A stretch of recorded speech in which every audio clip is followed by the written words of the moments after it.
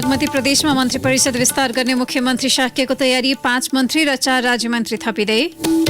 राजनैतिक दल विभाजन सम्बन्धी अध्यादेशपछि संघीय संसदको पहिलो बैठक आज, प्रमुख प्रतिपक्षी एमालेको संसदीय दलको आन्तरिक परामर्शमा। सरकारको साक्षरता अभियानले अझै पूर्णता पाउन सकेन, प्रदेश 2 सबैभन्दा पछाडि। अफगानिस्तानमा तालिबानद्वारा अन्तरिम सरकार गठन, मुस्लिम शरिया कानून लागू गर्ने तयारी। र विश्वकप 2022 को युरोपेली छनौटमा फ्रान्स डेनमार्क विजयी, टर्कीको लज्जास्पद हार। नमस्कार, कान्तिपुर डायरीका साथमा साथी केशु र म दिवा। अब समाचार विस्तारमा। बागमती प्रदेशकी मुख्यमन्त्री अष्टलक्ष्मी साक्यले मन्त्री परिषद विस्तार गर्ने तयारी गर्नुभएको छ। एमालेको विभाजनपछि गठन भएको नेकपा एकीकृत समाजवादीमा आफ्नो पार्टीका 13 सांसद आबद्ध भएसँगै साक्य नेतृत्वको सरकार अल्पमतमा परिसकेको छ। 5 मन्त्री र 4 राज्यमन्त्री नियुक्त गरी सरकार विस्तार गर्न लागि एमाले मुख्य सचेतक दीपक निरौलाले जानकारी दिनुभयो। साक्यले मुख्यमन्त्रीको शपथ लिएसँगै 2 सदस्यीय मन्त्री परिषद विस्तार गर्नुभएको थियो। तर साक्यले नियुक्त गरेको सामाजिक विकास मन्त्री कृष्ण खनालले नेकपा एकीकृत समाजवादी रोज्दै पदबाट राजीनामा दिनुभएको थियो। हाल बागमती प्रदेशमा 2 सदस्यीय मन्त्रीमण्डल छ। स्रोतका अनुसार रचना खड्का, प्रदीप कटुवाल छेत्री, शान्ति प्रसाद पौडेल, अजय क्रान्ति साक्य र विजय सुवेदी मन्त्रीको रूपमा शपथ ग्रहण गर्दैछन्। जुनेली श्रेष्ठ, जीवन खड्का, बद्री मैनाली र सरस्वती बाटीले राज्यमन्त्रीको रूपमा शपथ लिन लागेको हाम्रा सहकर्मी सुभाष पिडारीले जनाएका छन्। आज एमालेको संसदीय दलको बैठक बसेर अन्तिम सूचीमा निर्णय गर्ने तयारी छ। प्रतिनिधि सभाको 9औं अधिवेशन आज अपराह्न सुरु हुँदैछ। संसद सचिवालयले अधिवेशनको पहिलो दिन बजेट सहित 15 अध्यादेश स्वीकृत गर्ने प्रस्तावलाई सम्भावित कार्यसूचीमा राखेको छ। संसदको 8औं अधिवेशनमा साउन 3 गते ती अध्यादेश सदनमा पेश भएका थिए। भदौ 30 सम्म निर्णय नगरिए यी अध्यादेश स्वतः खारेज हुने भएपछि अघि बढाउन सरकारले सदनको अधिवेशन बोलाएको हो। यसअघि रोकिएका अध्यादेश सदनबाट स्वीकृत गराउने र दल विभाजन गर्न सहज हुने राजनीतिक दल सम्बन्धी अध्यादेशलाई टेबल गर्ने सरकारको योजना अनुसार संसद सचिवालयले सम्भावित कार्यसूची सार्वजनिक गरेको हो। बैठकमा सरकारले दार्चुलाका जयसिंह धामी महाकाली नदीमा बेपत्ता भएको तथा भारतले बिना अनुमति नेपाली भूमिमा हेलिकप्टर उडाएको विषयमा सदनलाई जानकारी गराउँदैछ। राजनीतिक दल सम्बन्धी अध्यादेश टेबल गर्दा एमालेको अवरोध हुन सक्ने आकलन गरिएको छ। बैठकको कार्यसूची अनुसार आजको बैठक अघि बढे 15वटा अध्यादेश स्वीकार वा अस्वीकार हुनेछ। अध्यादेशलाई संसदले स्वीकार गरे सरकारले प्रतिस्थापन विधेयक संसदमा पेश गर्ने बाटो खुल्छ। संसदले अस्वीकार गरे अध्यादेश स्वतः खारेज भएको मानिन्छ। सभामुख अग्नि सापकोटाले कार्य व्यवस्था परामर्श समितिको बैठक समेत नराखी हिजो बसेको सम्भावित कार्यसूची सार्वजनिक गरेपछि प्रमुख प्रतिपक्षी एमाले रुष्ट छ। यसैबीच राष्ट्रिय सभाको 10औं अधिवेशन आज सुरु हुँदैछ। दुवै सदनको बैठक अपराह्न 4 बजेका लागि बोलाइएको छ। यसैबीच कांग्रेसले संघीय संसदका दुवै सदनमा अनिवार्य उपस्थितिका लागि संसदीय दलमा व्हिप जारी गरेको छ।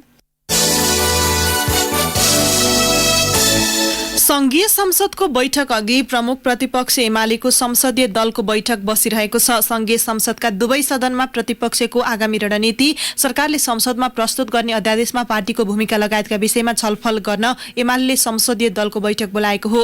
राजनीतिक दल विभाजन सम्बन्धी अध्यादेश, सभामुखको भूमिका लगायतबारे प्रतिपक्ष एमाले विरोध गर्दै आएको छ। एमसीसी सम्झौताको विषयमा पनि आजको बैठकमा छलफल हुने एमाले सचेतक विशाल भट्टराईले जानकारी दिनुभयो। संसद अधिवेशन सुरु भएपछि एमसीसीको विषय भन्ने थप पेचिलो बन्दै गएको छ। सत्तारूढ कांग्रेस एमसीसीलाई संसदबाट अनुमोदन गराउने पक्षमा उभिने भएको छ, तर यो विषयमा गठबन्धन दलहरू एकमत छैनन्। प्रमुख प्रतिपक्ष एमाले पनि संशोधन बिना एमसीसी अनुमोदन हुन नसक्ने बताएको छ। एमाले सचेतक भट्टराईले पार्टीको अध्ययन समितिले दिएको सुझावका आधारमा अघि बढ्ने बताउनुभयो।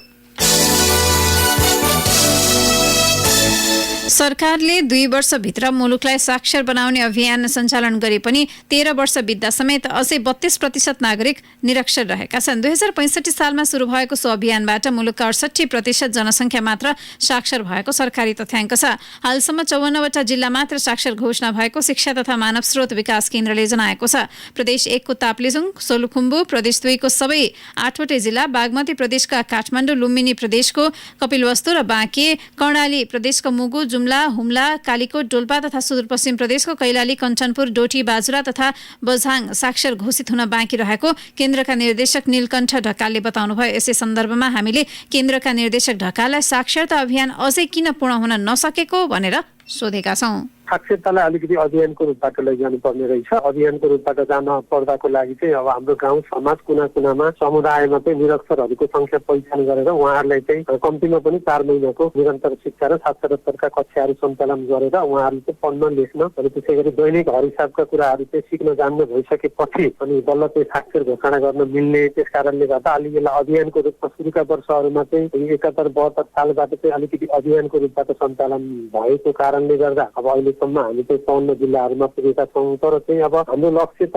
आर्थिक वर्ष 76 सालमै यो मुलुकलाई चाहिँ साक्षर घोषणा गर्ने भन्ने थियो। तर चाहिँ कोभिडको र विद्यमान परिस्थितिले गर्दा अलिकति हामीलाई चाहिँ चुनौती पनि थपिएको हो। के मुख्य मापदण्डहरू हुन् साक्षर घोषणा हुन अथवा साक्षर बन्नका लागि? सामान्यतः हाम्रो साक्षरताको परिभाषामा 3R भन्छौँ हामी, रिडिङ, राइटिङ र अर्थमेटिक। सामान्यतः चाहिँ अब पढ्न लेख्न जान्नु पर्यो, दैनिक हिसाब सम्बन्धी कुराहरू होइन, रिडिङ, राइटिङ र अर्थमेटिकका कुराहरू सामान्य रूपबाट उहाँले जान्नुभयो भने त्यो साक्षरताको मापदण्डभित्र पर्छ। र अहिलेको परिवर्तित कन्सेप्टमा 3R को सट्टा 7R पनि भनिएको छ। अब राइटका कुराहरू, अधिकारका कुराहरू, अनि जिम्मेवारीका कुराहरू, अनि रिक्रिएसनका कुराहरू, रेस्पोन्सिबिलिटीका कुराहरूलाई पनि साक्षरताभित्र राखिएको छ।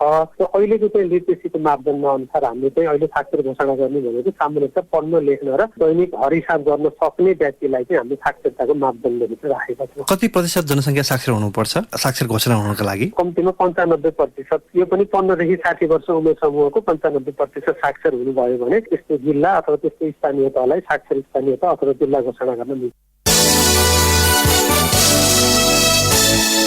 हिन्दू महिलाहरूको महान चाड हरितालिका तीजको अघिल्लो दिन आज दर खाएर मनाइँदैछ। भाद्र शुक्ल द्वितीया अर्थात् आजको दिनमा दर खाएर हिन्दू महिलाले भोलि निराहार व्रत बस्ने चलन छ। आजको दिन आफ्ना छोरी चेलीलाई माइतीमा बोलाइ विभिन्न परिकार खाना दिने र नाचगान गरेर रमाइलो गर्ने चलन छ। धार्मिक मान्यता अनुसार सत्ययुगमा पार्वतीले पनि भाद्र शुक्ल द्वितीयाका दिन दर खाई तृतीयामा व्रत बस्दा महादेव स्वामी पाएको विश्वास छ। कोरोनाको जोखिमलाई ध्यानमा राखेर आफ्नै घरमा परिवारका सदस्यसँग बसेर दर खान सरकारले आग्रह गरेको छ। चाडपर्वलाई लक्षित गरेर खाद्य व्यवस्था तथा व्यापार कम्पनी र साल्ट ट्रेडिङ कर्पोरेसनले आगामी असोज 1 गतेबाट सहुलियत पसल सञ्चालन गर्ने भएका छन्। यो वर्ष काठमाडौँ उपत्यका र बाहिर जिल्लामा अघिल्लो वर्षभन्दा बढी संख्यामा सहुलियत पसल सञ्चालन गर्ने तयारी भइरहेको खाद्य व्यवस्था तथा व्यापार कम्पनीका सूचना अधिकारी शर्मिला न्यौपानेले जानकारी दिनुभयो। यद्यपि सहुलियत पसल सञ्चालन हुने स्थान निर्धारण हुने बाँकी रहेको उहाँले बताउनुभयो। चाडपर्वमा सुपथ पसल मार्फत चिनी, नुन, चामल, गेडागुडी र खसी बोकामा उपभोक्तालाई छुट दिइनेछ। दशैंमा अत्यावश्यक वस्तुमा छुट दिन उद्योग वाणिज्य तथा आपूर्ति मन्त्रालयले खाद्य कम्पनीलाई 1 करोड 75 लाख र साल ट्रेडिङलाई 1 करोड 50 लाख रुपियाँ बजेट छुट्याएको छ। यसैबीच दशैंलाई लक्षित गरेर खाद्य व्यवस्था तथा व्यापार कम्पनी लिमिटेडले 3000 खसी बोका खरिद गर्ने भएको छ। कम्पनीले विभिन्न जिल्लाबाट खसी बोका खरिद गरेर सुपथ मूल्यमा बिक्री गर्ने जनाएको छ। कान्तिपुर डायरीमा अब ब्रेकको पालो। ब्रेकपछि कान्तिपुर डायरीमा अब अन्तर्राष्ट्रिय प्रसङ्ग। अफगानिस्तानको सत्ता कब्जा गरेको 3 सातापछि तालिबानले अन्तरिम सरकार गठन गरेको छ। मुलुकलाई इस्लामिक इमिरेट्स घोषणा गर्दै तालिबानले शीर्ष नेताहरू सम्मिलित मन्त्री परिषद गठन गरेको। संयुक्त राष्ट्रसङ्घको कालो सूचीमा रहेका मुल्लाह मोहम्मद हसन अखुन्डले सरकारको नेतृत्व गरेका छन्। स्थायी सरकार निर्माण अघि अन्तरिम सरकार गठन गरिएको तालिबानले उल्लेख गरेको छ। मुलुकको अर्थतन्त्रलाई स्थिर बनाउनु सहित अन्तर्राष्ट्रिय मान्यता पाउनु तालिबान सरकारको हालको मुख्य चुनौती हुन्। तालिबानले महिला सहितको सरकार गठन गर्ने दाबी गरे पनि मन्त्री परिषदका सबै सदस्य पुरुष रहेको बीबीसीले जनाएको छ। अफगानिस्तानमा मुस्लिम शरिया कानून लागू गर्ने समेत तालिबानका प्रमुख नेता मौलवी हिबितुल्लाह अखुन्डजादाले बताउनु भएको छ। दक्षिण अमेरिकी मुलुक मेक्सिकोमा भारी वर्षाका कारण अस्पतालमा बाढी पसेपछि 17 जनाको मृत्यु भएको छ। मध्य मेक्सिकोको हिदाल्गो प्रान्तमा नदीमा आएको बाढी अस्पतालमा छिरेपछि विद्युत आपूर्ति बन्द भएपछि बिरामीको मृत्यु भएको हो। अधिकांश कोभिड-19 का बिरामीको अक्सिजन प्रणाली बन्द भएको थियो। अन्य 40 जना बिरामीलाई सुरक्षित स्थानतर्फ लगिएको बीबीसीले उल्लेख गरेको छ। सो क्षेत्रको तल्लो भेगमा बस्नेलाई सुरक्षित स्थानतर्फ जान सरकारले आग्रह गरेको। बाढीका कारण 30,000 भन्दा बढी प्रभावित भएका छन्।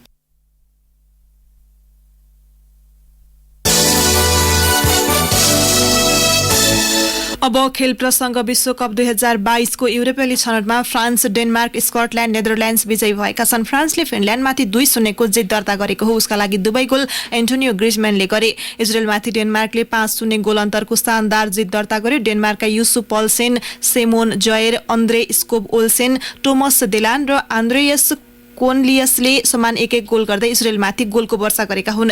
गैराती भएको अन्य खेलमा नेदरल्यान्ड्सले टर्कीमाथि 6-1 गोल अन्तरको जित हात पार्यो। अस्ट्रिया विरुद्ध 1-0 गोल अन्तरको जित निकाल्दै स्कटल्यान्ड विजयी भएको छ। नर्वेले जिब्राल्टारमाथि 5-1 गोल अन्तर, क्रोएसियाले स्लोभेनियालाई 3-0 ले, रसियाले माल्टालाई 2-0 ले, स्लोभाकियाले साइप्रसलाई 2-0 ले हराएका छन्।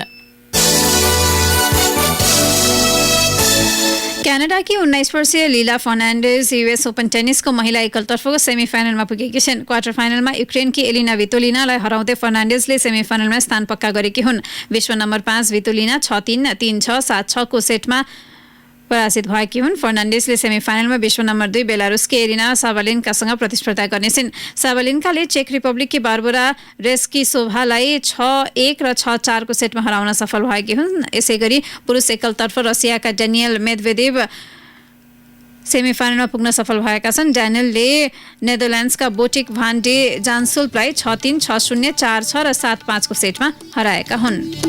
अवस्था यसका साथै कान्तिपुर डायरीको बुलेटिन यही सकिन्छ।